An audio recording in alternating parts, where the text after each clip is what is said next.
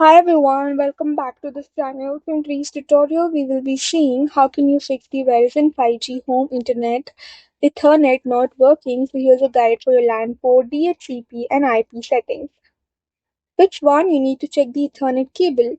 Make sure the Ethernet cable is firmly plugged into both the router and your device. Check the cable for cuts, bends or other damage. Try a different Ethernet cable if you have one. Fix 2. Try a different Ethernet port.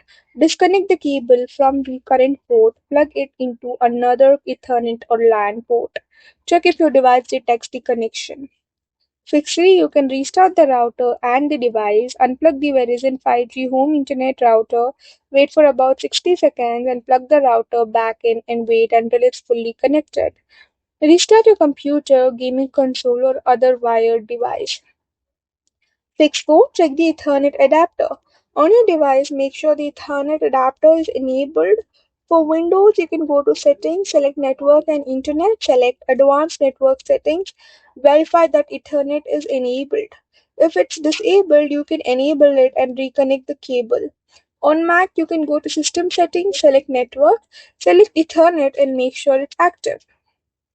Fix 5. Update network drivers. Open Device Manager on Windows, expand Network Adapters, and right-click your Ethernet adapter and select Update Driver. Install any available updates and restart your computer.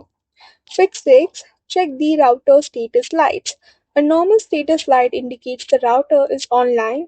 If the router shows a red light or another error indicator, troubleshoot the internet connection first before focusing on Ethernet. Fix 7. You can test another device. If the second device works, the issue is likely with the original device.